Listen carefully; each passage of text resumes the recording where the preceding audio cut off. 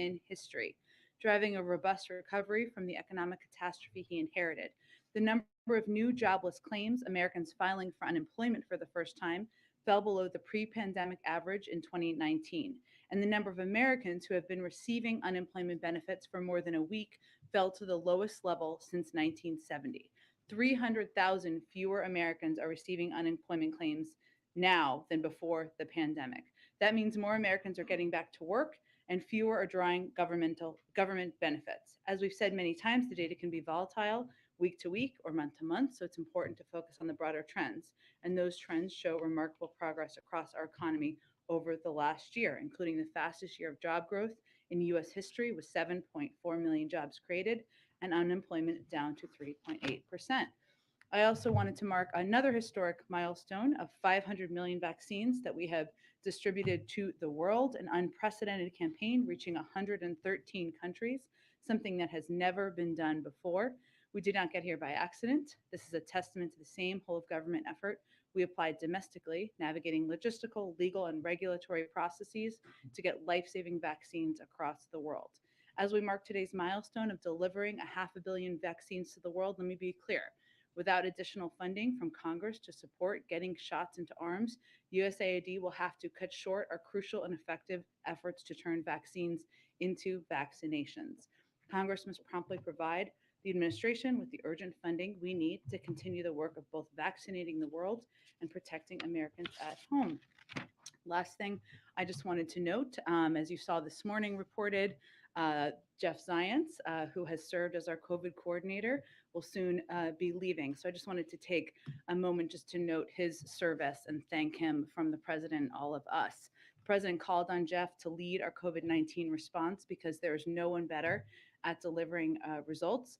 I know this personally. I worked closely with him through many challenges over the course of many years in public service and government.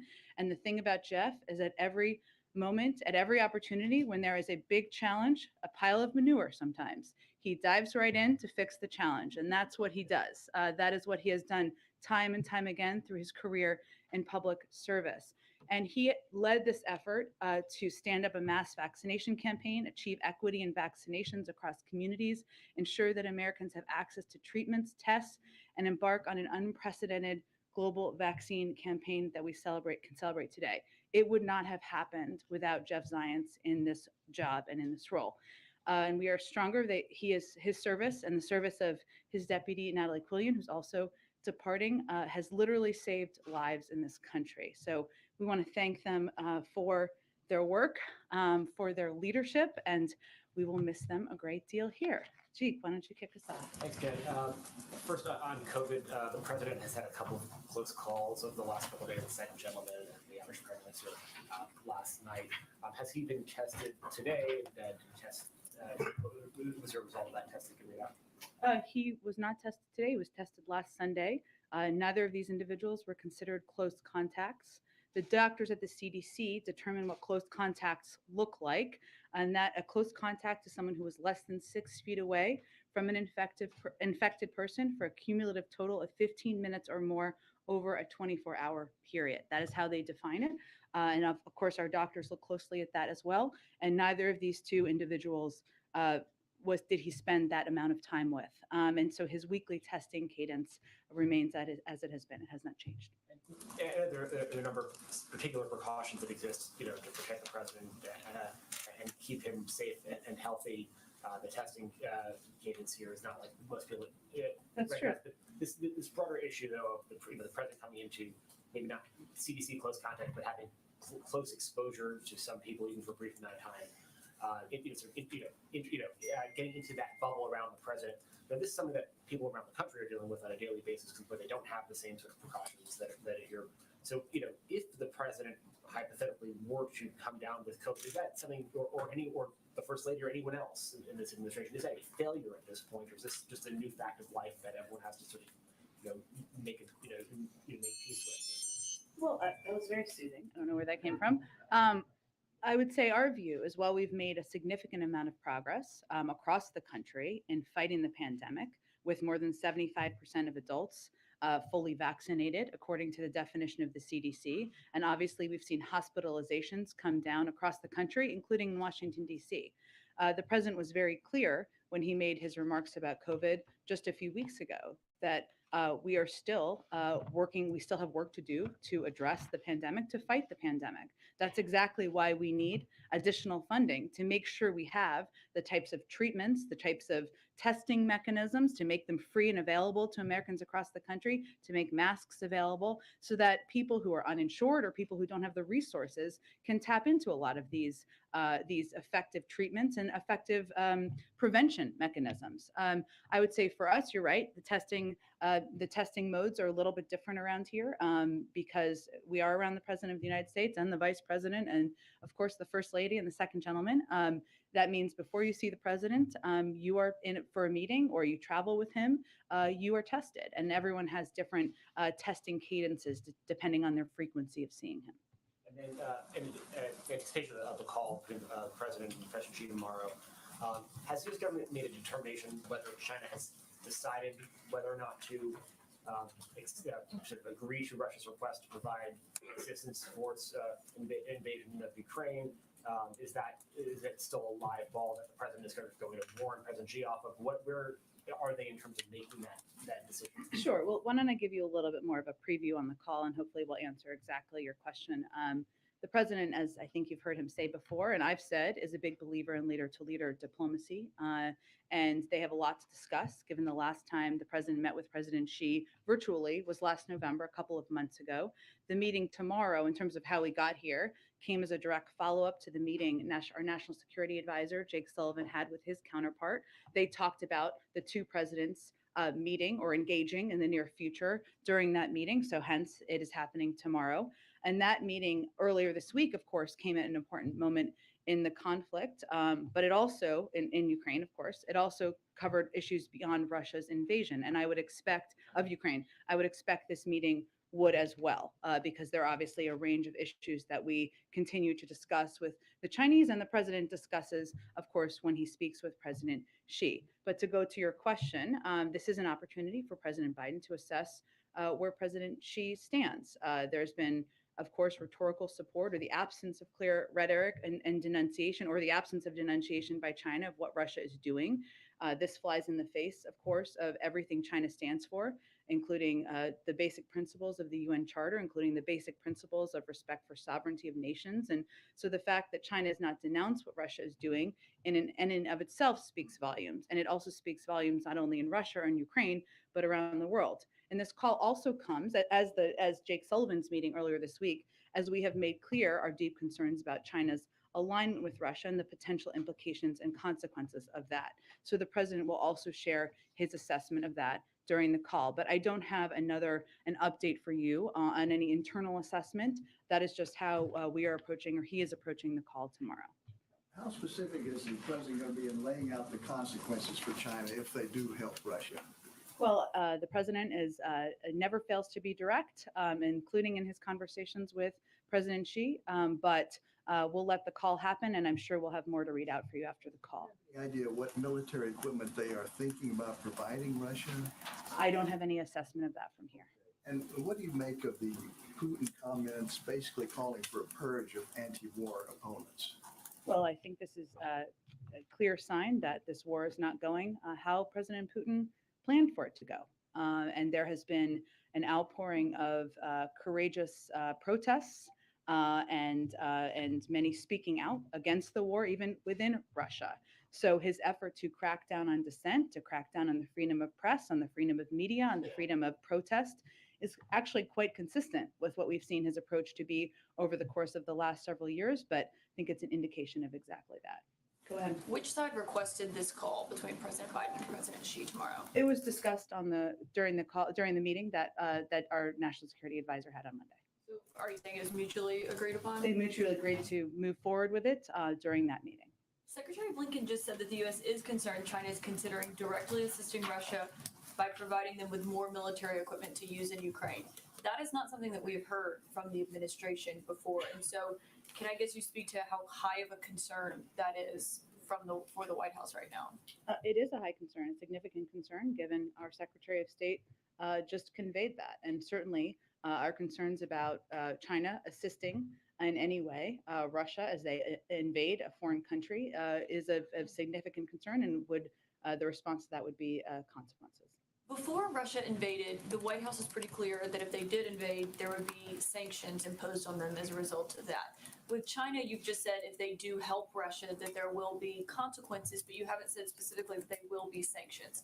Can you say, without saying what they are, that they will be sanctioned if they do help Russia with military equipment for this invasion? I'm just not going to outline what the consequences would look like, and the president obviously will speak with President Xi tomorrow, and he'll speak directly about that. Go ahead. Just on that point, just so I'm clear, I mean, I understand you don't want to detail what the consequences could be, but the president in the phone call will make clear not just that there will be consequences, but what those consequences could be. I'm sure we'll have more to read out after the call happens tomorrow, but we have not, our national security advisor obviously didn't hold back in his conversation he had. Our Secretary of State did not hold back in his comments he just made publicly, and the president always takes the opportunity when he speaks with foreign leaders to be candid and direct. The phone call is going to be an opportunity to assess where she stands. Should we take that to mean that it's not clear that the Chinese have made up their mind whether or not to assist the Russians? Well, I think if you look at the last couple of weeks, Mary, you can see that they abstained from a vote in the UN Security Council, but they also, and they had put out a comment during the Munich Security Conference defending the sovereignty and territorial integrity of Ukraine, but they also echoed some of the conspiracy theories about chemical weapons and U.S. and Ukrainian intentions. So for any country, it's a question of where you want to be as the history books are written. And do you believe that this is a sign that or can you characterize at all your understanding of how low the Russians may be running on some military equipment, given that they seem to be turning to China for some help? I can't provide an assessment in that from here, but I know my colleagues at the Department of Defense have conveyed clearly, and I'm happy to echo that it's not only not going as they planned. They have had challenges, obviously, with the operations of equipment, with the amount of equipment, even with MREs and food and other supplies. And that is what we have seen occur on the ground. But I don't have a numerical summary from here. Go ahead. Thank you, Jen. So one of the clearest responses we have seen from the Chinese about their possibly helping Russia came from the foreign minister, Wang Yi, who told Spanish officials on a call, China is not a party to the crisis, nor does it want the sanctions to affect China.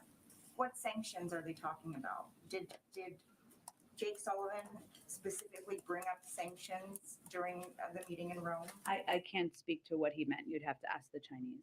Okay, well, has the Chinese expressed the same thing to the U.S. that they do not want to run the risk of being sanctioned?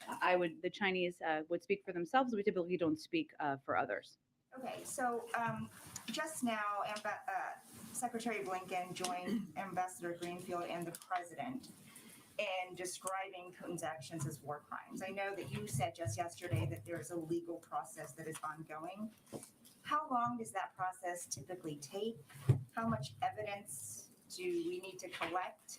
And can you clarify who will ultimately determine whether these are war crimes or not?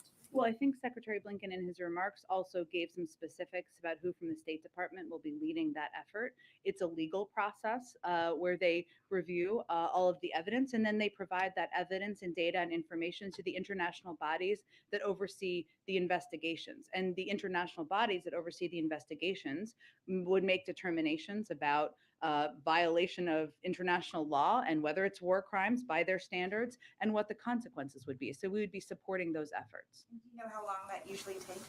A legal process internally in the State Department, it can take some time. But again, I would point you to the State Department for any update they want to provide on the timeline. One more on Jeff Zients. He and Dr. Ashish Shah, who's going to replace him, have such very different backgrounds and different skill sets. Mm-hmm.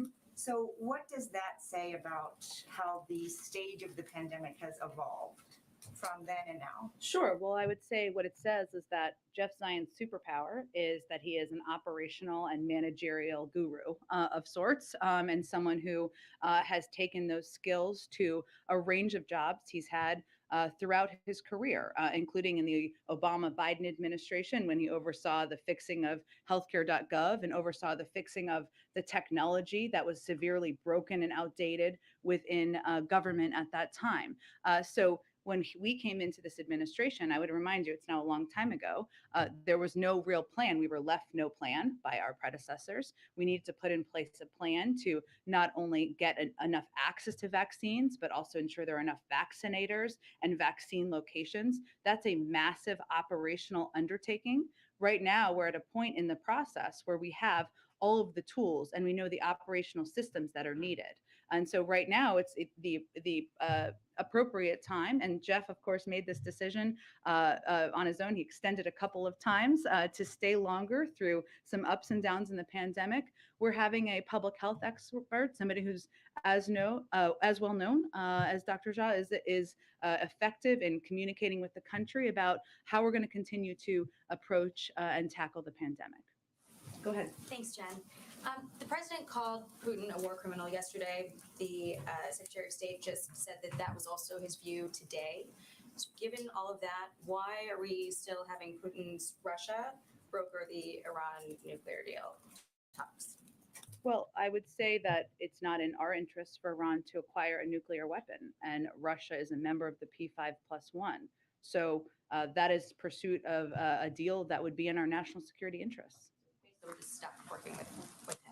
Well, again, I think how the president and any of the P5+1 partners or Europeans or others look at this is if we can achieve a diplomatic solution where we prevent Iran from acquiring a nuclear weapon, despite the efforts by former President Trump to pull us out of the deal, allowing Iran to move closer to acquiring a nuclear weapon, that would be good for our national security and good for global security around the world. The Iran Nuclear Agreement Review Act says that Congress is required to review any new agreement. This is obviously not the same agreement that Obama worked on in 2015. Does President Biden believe that this treaty needs the advice and consent of Congress? And if so, does he believe he has the votes to lawfully affirm it? Well, if and when we have a deal, and we don't have a deal at this point, otherwise you would all know, we would carefully consider the facts and circumstances of any U.S. return to the JCPOA to determine the legal implications, including those under the Iran Nuclear Review Act of 2015. And we're committed to ensuring the requirements are satisfied. So certainly we would abide by that. But we have been keeping members very updated. We've been briefing them regularly. Brett McGurk conducted a call just a couple of days ago, and we've been briefing them with a range of national security officials. And then has the IGRC done anything, or rather the Islamic Revolutionary Guard Corps, the IRGC, has it done anything to be eligible to be removed from the terror blacklist? Well, I think you're asking me this because it's been out there as a possible discussion, but there's no deal at this point. So if and when there's a deal, we'll have a discussion about what's in the deal. Outside of the deal, though, does it take action to be removed from that terror blacklist? Do you have to do something to get off of it? You have to make a decision, yes. Go ahead. Thanks, Jen. I want to ask you a slightly different version of a question that I asked you yesterday Sure. about the $800 million Okay. military assistance. I asked if you could tell us how quickly it would arrive, and I understand it's a complicated process. To flip it around a little bit, can you tell us how quickly will the first shipment be out the door? Well, we've been doing shipments or deliveries every day or every couple of days, and obviously the Department of Defense would have more specifics, but we have effectively and successfully delivered $300 million in military assistance to the Ukrainians on the ground over just the last 2 weeks, and our effort would be to continue to rapidly provide equipment. This new tranche, this new $800 million announcement, can you just characterize how quickly this round will start to be sent to Well, you? the operations of that would be led by the Department of Defense, so I'd point you to them for more operational specifics. And to stay on the Department of Defense, Sure. the Defense Secretary was speaking with his Slovakian counterpart, who said that they were willing to send long-range S-300 surface-to-air missiles if the U.S. would backfill. Does the administration see this as a done deal, as something that is imminent that will happen? Well, it's the decision of any foreign country as a sovereign country to decide what equipment they want to provide. What we are mindful of is ensuring that we are maintaining we have to be careful in our desire to support other countries that we're not inadvertently impacting NATO readiness or capabilities or our own. And again, this is something the Department of Defense can most effectively speak to. But a lot of these military systems some of them require months to manufacture, to build. We don't have a warehouse of just military equipment that's ready to typically be sent all the time. So that is a factor, but we want to find a solution that both enables allies and partners to provide the support they have available to Ukraine while addressing the very real need to backfill the defense systems, which is often a significant challenge. And we just want to make sure that if and when our allies are donating material, including us, they're not leaving a gap in their own defenses. Okay, and just finally, Ukrainian refugees are being turned away at the southern border. I know you've gotten some questions about this because of Title 42, obviously put in place in the early days of COVID-19. Where is the administration in trying to work around this?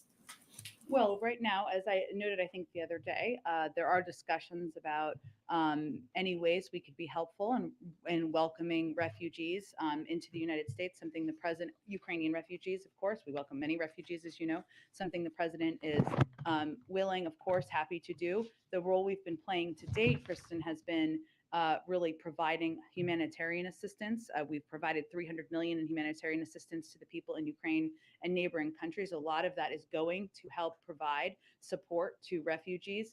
3 million in 3 weeks, which is a startling number, that are going to neighboring countries. And the bipartisan funding bill the president just signed a couple of days ago provides more than $4 billion in humanitarian assistance, including $2.65 billion through the USAID International Disaster Assistance Program, which provides everything from food, healthcare, other urgent support, and $1.4 billion for migration and refugee assistance to support refugees fleeing Ukraine. But that is where, because the vast majority of refugees want to stay in neighboring countries, that is where we have been focusing our energies at this point. It has been clear that he welcomes those who do want to come here, but given this block, are there discussions about revoking Title 42? The revocation of Title 42 wouldn't be done in response to a war in a European country. It's done by a decision would be made by the CDC, and then it would be implemented when that is done. And it will be done at some point, of course, with the interagency, including Department of Homeland Security.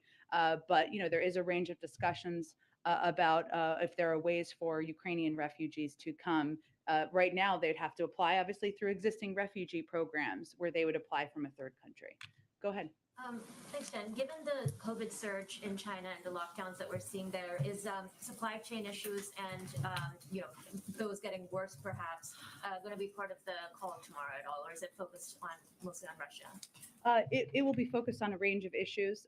Certainly, Russia and Ukraine. Russia's invasion of Ukraine will be a part of that, but our economic relationship with China, a range of issues of mutual concern will certainly be a discussion. So we will have more to read out for you once the meeting concludes tomorrow. And this is, of course, an issue that we are watching very closely. While the ports, I believe, still remain open, one of the challenges we've seen on the ground, and we are tracking very closely, is the number of manufacturing facilities or the number of workers who are not working. Sometimes there's a lag in what that impact can be in terms of the production of materials and how that impacts the supply chain. So we are tracking that very closely.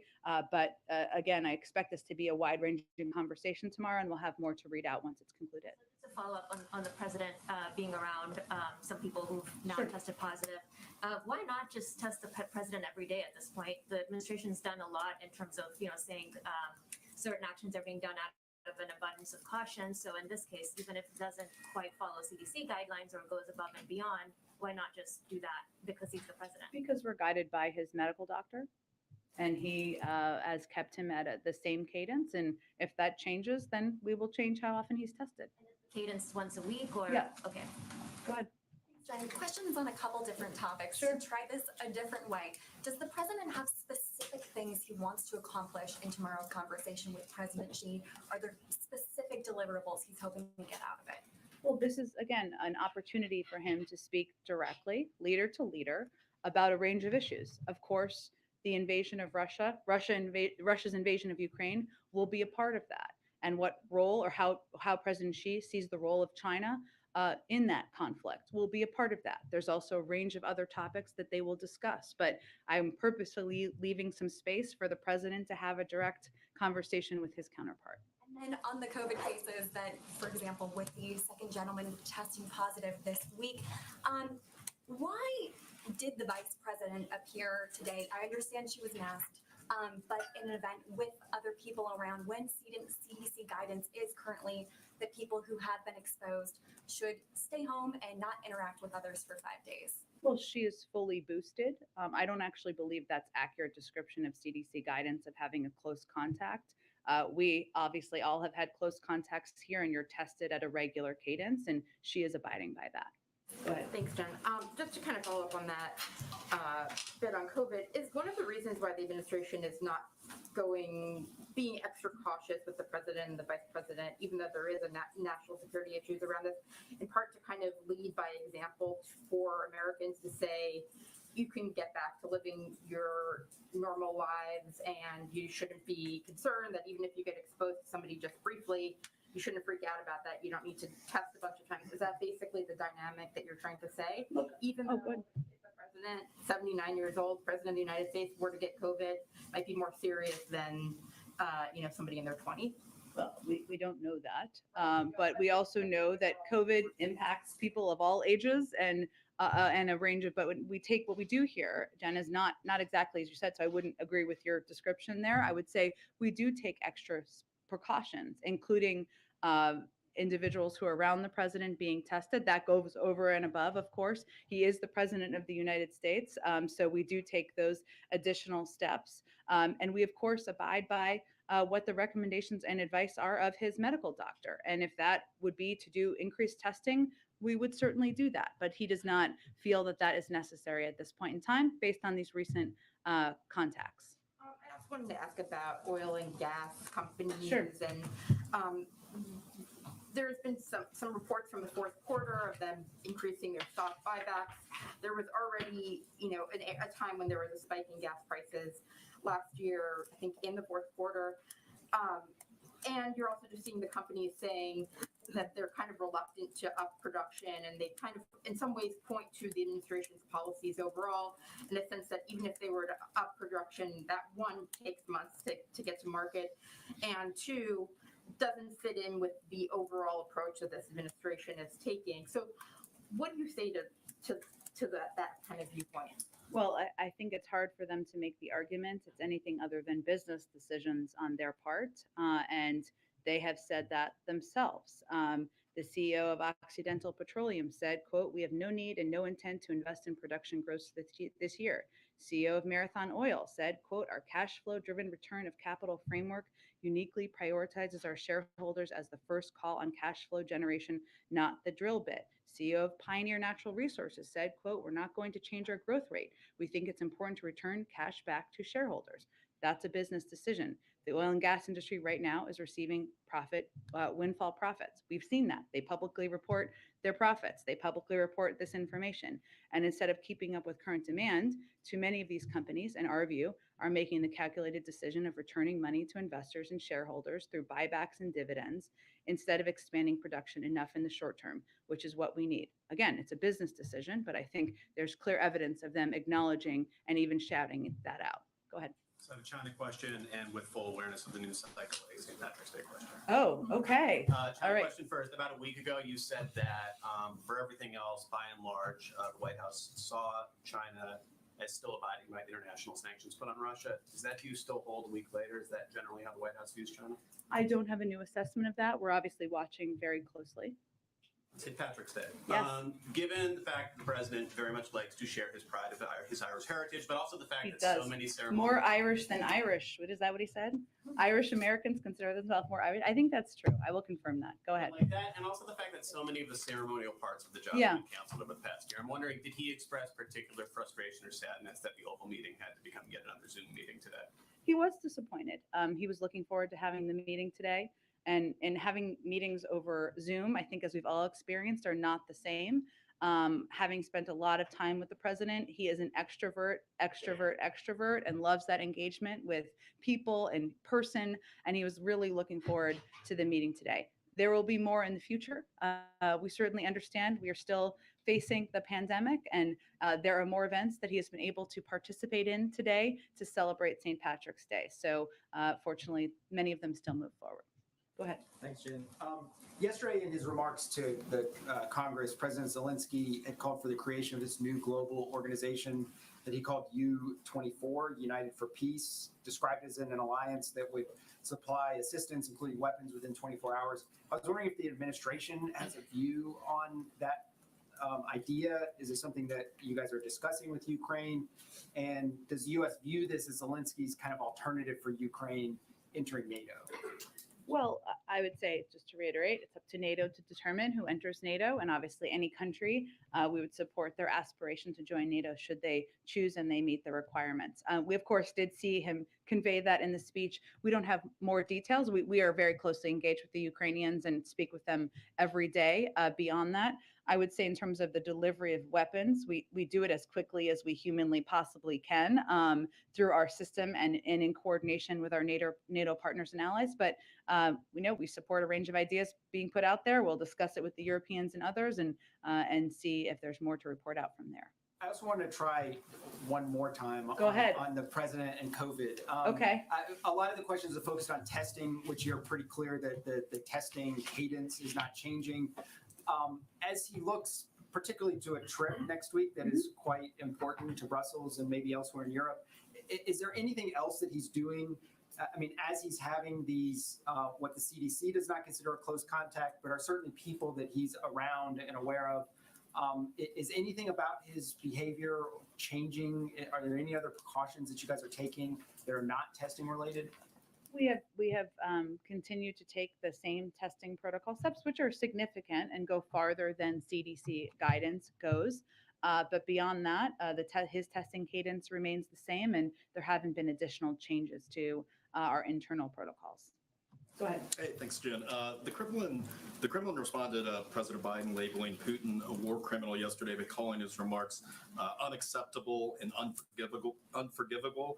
What is the White House's reaction to getting criticism from Russia about the president's remarks? It's pretty rich coming from a country whose actions are unforgivable in the eyes of the global community. Given that there's an ongoing legal process and investigation by the State Department into whether there was in fact war crimes committed, what is the purpose of the president and now Secretary of State getting ahead of that investigation? I know you said, you said yesterday that the president was speaking from his heart. Sure. Is that what this is? Just speaking from their heart? Well, I think Secretary Blinken was as well. As you heard Secretary Blinken convey in his remarks, what we're seeing, whether it is the destruction of a theater where the words children or kids was written in Russian outside of the theater, according to photos, or whether it is the targeting of civilians, of hospitals, of maternity wards. If that's not considered a war crime by human beings, what is? And there is a legal process that is important to continue, that we have at the State Department, that is ongoing, that Secretary Blinken spoke about. And any of that information and data we gather would go to the international bodies that would have prosecuted war criminals in the past. That's where that information would go. It wouldn't be the United States doing that. It's the international bodies that do that. So we will continue to feed information into that. But, I think it's important to call out what we see happening on the ground. And I think that's exactly what the president and the secretary did. Go ahead. Even though it would go to those international bodies, would the U.S. Have a response if that investigation does conclude that there were war crimes? Well, typically it's an international response, and it goes through these international systems for a reason. So we will continue to provide data and information to that process. I have one more question on behalf of a colleague. There are growing calls from civil rights advocates and some lawmakers to pass temporary protected status for Cameroon. Some have alleged a double standard in how the administration prioritizes predominantly Black and brown countries when it comes to immigration. For example, it took 7 months to grant TPS status for Afghanistan, but only took about a week to grant TPS to Ukraine.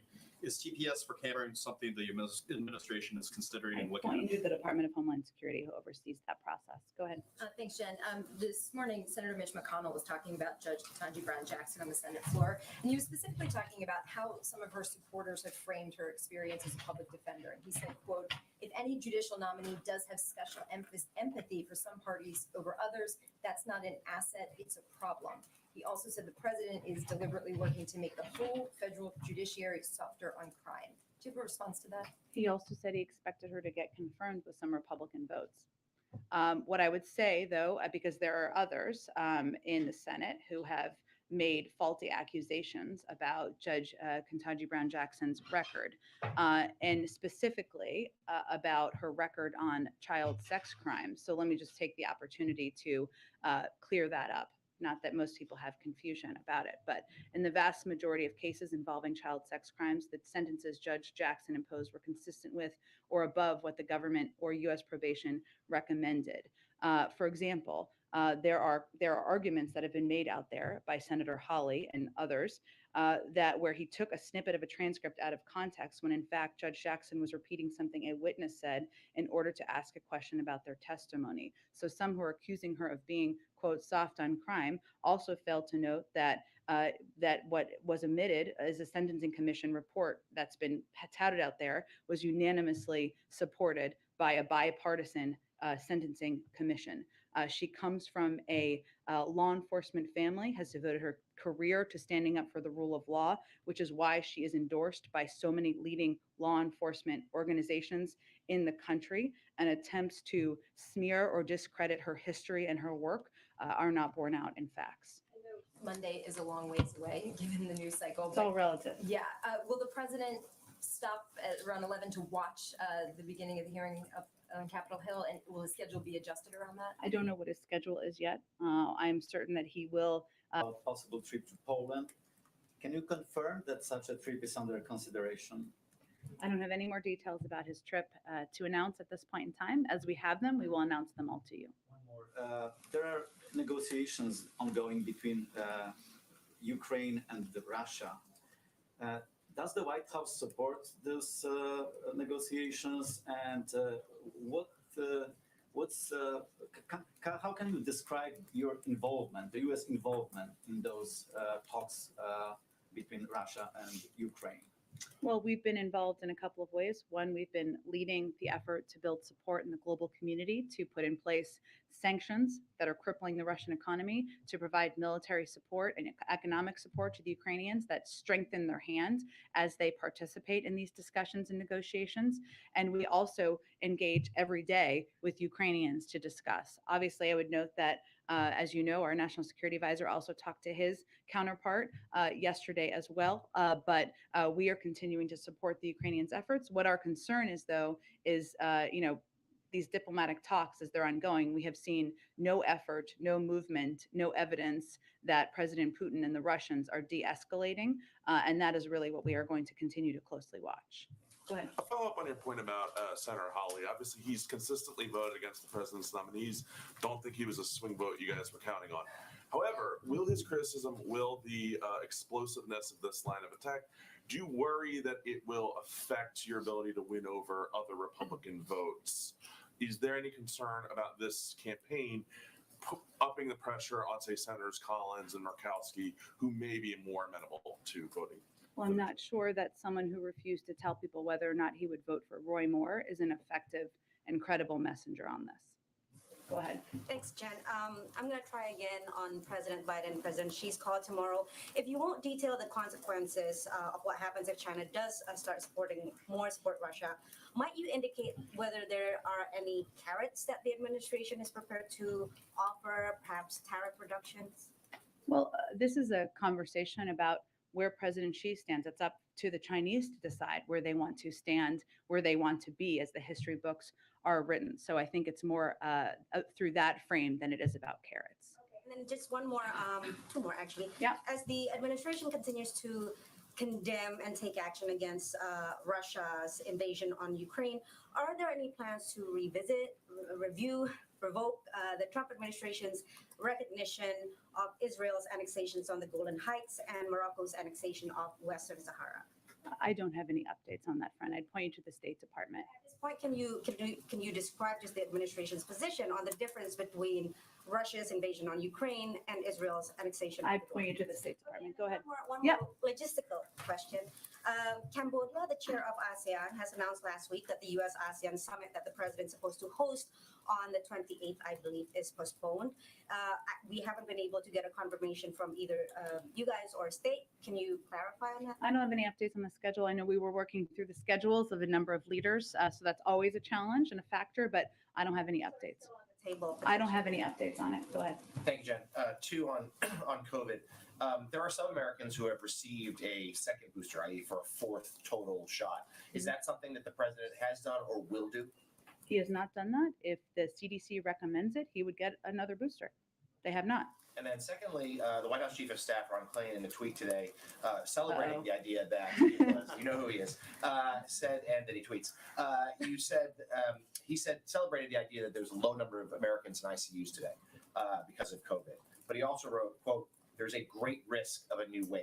And we're seeing cases surge right now in China and in Europe. And one of the truisms of this pandemic, if it's in Europe, it ends up here a few weeks later. What precautions and preparations is the administration taking federally and encouraging states to take ahead of a possible new COVID wave? So what we have seen, and I think you're talking about the BA.2 variant, and we are closely watching and monitoring the situation both in Europe and in China. BA.2 is more transmissible version of Omicron. But we do know the tools the United States has, including the mRNA vaccines, therapeutics, and tests, all are effective tools against this variant. And China has not used mRNA vaccines, which is an important component of how we're seeing a response or how it's impacting people there. But BA.2 has been circulating here, a little different from Omicron when we were going through that surge in November, has been circulating here for some time. We currently, it may be higher than this, but as of earlier this week, there were about 35,000 cases in this country, and we expect some fluctuation, especially at this relatively low level. But this is an example of where the president's preparedness plan that we rolled out just a couple of weeks ago, which lays out what the tools are that we need to move forward safely, is important. And what we've been conveying to governors, to go to your question, or leaders around the country, and certainly members of Congress, is that just because COVID isn't disrupting some of our lives in certain communities as much as it was a few weeks ago, it doesn't mean it's gone. It's not gone. And I think this variant is an example of that. We do know what we need to manage it, but we are also at great risk of running out of money to do exactly that. And so that is a key part of what we're communicating to governors, to members of Congress, and others about where we are with funding and the need to end some of these programs soon if we don't get the funding we need. Just a very short, quick follow-up. Is there concern, though, that this variant, which is seen as very transmissible, is coming at a moment when a lot of Americans are seeing waning protection from their boosters just because of the timing of the shots, as well as the fact that mask guidelines and other regulations have been lifted across the country? It's a good question. I would point to our medical experts to answer that. I mean, it is more transmissible, but we know it can be treated. So I think what it is a reminder of is that while it has decreased in many parts of the country, it is not gone, and it means we still need to continue to take steps we can to fight the virus. Go ahead. Japan hosts the largest number of U.S. military, about 50,000 troops, about 500,000 Americans at any given time in Japan. And many Japanese remember at that time, Vice President Biden came all the way to Japan about 10 years ago, and there was a terrible disaster. But there's been no interview with any Japanese media. Do you think we can arrange that just to assure that the treaty is in force, and especially the Senkaku, the southern islands, they're very worried about? President could we does get a positive? He does have a great deal of affection for Japan, and has spoken, of course, with the current leader a couple of times. I'm happy to take your interview request under advisement. Go ahead. Thanks, Jen. I wanted to ask you about the refugee situation in Ukraine. Mhm. Does the White House see the refugee situation that was created in Afghanistan last year as different than the one created by Russia's invasion of Ukraine? And the reason I say that is your policy response different? I hear you say that your understanding is that neighboring countries, that's where people are going from Ukraine right now, and not necessarily coming here. But at some point, is that going to not be an option anymore? Well, it's different in part for the reason you mentioned, that in Ukraine, there are, while there have been 3 million refugees, or about that number over the last couple of weeks, they have been, the vast majority of them have moved into countries, neighboring countries, who have set up really remarkable systems for welcoming these refugees at a really challenging and difficult time. I know there's been a lot of reporting from a lot of your networks in Poland and other places where they have had systems in place to welcome refugees. That has been the preference of these refugees. That's why we have been providing our humanitarian assistance to these countries and to Ukraine directly in order to help augment the support in the best way possible. Every refugee circumstance is different and has different needs and requirements, and we try to adapt our own response from USAID or from our refugee and migration programming and funding to meet what the needs are in that conflict. I also wanted to ask on a completely different topic. The president in the State of the Union said that he would sign an executive order on identity theft, and I think he called it pandemic aid fraud or something similar. Do you have an update on where that is? I know it hasn't been published yet. Well, let's see. What we know at this point in time is that he talked about addressing unemployment fraud, right, through the pandemic. And so what we're doing now is ensuring that we're taking steps toward that. Last week, the Department of Justice announced a new chief pandemic prosecutor, and we're working to escalate efforts to crack down on bad actors and support and augment that. But in terms of the executive order, I don't have an update on the timeline on it. Let's go in the back. Jen, two questions, one foreign policy, one domestic. Okay, I like the setup. We can do it the other way. Sure. So what do you make of the fact that there now appear to be Chechen and maybe Syrian regular forces fighting on behalf of Russia in Ukraine? I don't have any confirmation of that from here. And then on the domestic front, Kathy Hochul, the governor of New York, proposed today making changes to the state's progressive bail reform law, and it looks like Mayor Adams, who I think we can describe as an ally of the president, support those changes. So does this administration stand by its, what I would describe as a wholesale endorsement of bail reform?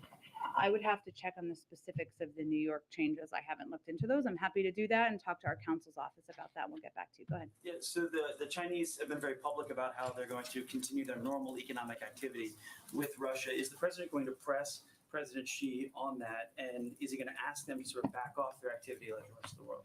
Well, I think that the conversation tomorrow will be a continuation of the conversation our national security advisor had with his counterpart earlier this week. And certainly China's alignment with Russia in a range of ways and the potential implications and consequences of that are a central part of that conversation. And then domestically, on another subject, the Congressional Progressive Caucus recommendations for executive action are out, and they're asking for a decision to declare a climate emergency and ban all U.S. exports of oil. Is that something the president is thinking about doing? There are a range of really good ideas out there. President's looking at all of them, but I don't have anything to predict for you at this point in time. One last quick one to start for the room. When is the president going to nominate a new Fed nominee? Well, I would say that one of the most eminently qualified people ever to be nominated only withdrew her nomination, I think 48 hours ago, 72 hours ago. It's all running together. He very much intends to nominate another eminently qualified person, but I don't have an update on the timeline of that. Let the financial wires games begin. Go ahead. Thank you, Jen. If the U.S. plans to still engage with Russia on the Iran nuclear deal and perhaps some of these other climate initiatives, what does President Biden expect Russia to bring to the table? I know what the goal is, that we don't want Iran to have a nuclear weapon, but how does the president think that Putin will be helpful after the president rightfully turns him into a pariah on the global stage? As it relates to the Iran nuclear deal, I think that our view on this is that it's not obviously in our interest, and it's not in Russia's interest either for Iran to acquire a nuclear weapon. And so while these negotiations, I mean, the people are back in their capitals at this point in time, as you know, but they're, for all intents and purposes, ongoing. There have been roles in implementation that Russia has had in the past, but I think what we recognize is that it's not in their interests either, and we will continue pursuing the diplomatic path forward. And then one more. The New York Times has authenticated emails that appear to have come from a laptop abandoned by Hunter Biden in Delaware. The president previously said that the New York Post story about this was a bunch of garbage and that it was a Russian plant. Does he stand by that assessment? I pointed the Department of Justice and also to Hunter Biden's representatives. He doesn't work in the government. Go ahead. Thank you, Jen. So there have been some peace talks going on between Ukraine and Russia, as was already mentioned. It seems that a couple of the things that are being floated are, one, some sort of withdrawal by Russia, but they still hold on to these pieces of Ukraine they already have in the east and Crimea. So my first question is, would the US ever back that kind of deal if it's something the Ukrainians agreed or felt they had to agree to? We're here to support the Ukrainians, but we're not going to negotiate about a negotiation that has not resulted in even the implementation of humanitarian corridors at this point. Fair enough. So, but the other thing that's been floated by Zelensky himself is that he basically said the other day, Ukrainians get used to the idea we're not going to be in NATO. They're never going to want us. But then he said, what we would like is some kind of other security guarantees. Is that something that you're talking about to them? And what on earth would that look like? It's a decision for President Zelensky and the Ukrainians to make if they're going to pursue membership in NATO. Decision for NATO to make if they're going to be members, including in terms of other security guarantees. We're in touch regularly with them, but I don't have more information of what that would look like. The president isn't talking about some kind of long-term new mechanism where the US somehow, or Western countries or Europe somehow protect? I think that's a little premature at this point in time. Go ahead. On back to the weapons package. Yeah. Up till now, the administration's been really very tight-lipped about what was being sent to Ukraine. Yeah. Yesterday, that all changed. Got a whole laundry list. Is that a change in strategy, in messaging? Is that a message? For you talked before about the Russian troop morale, for example, or maybe a message to domestic critics of President Biden. What's changed there? Well, we made a decision that we wanted to be very clear about what types of security assistance we're providing and how it is helping Ukrainians fight the Russia's war against them. And so, yes, you could say that was a change, a decision to make that information available. And we don't typically, to your point, outline all of those specifics publicly. But we did made a determination to do that because we felt it was important for all of you and the American public to fully understand the range of military and security assistance we're providing, how it's working, and how it's helping them in this war. Was Russian morale a factor in that sort of decision?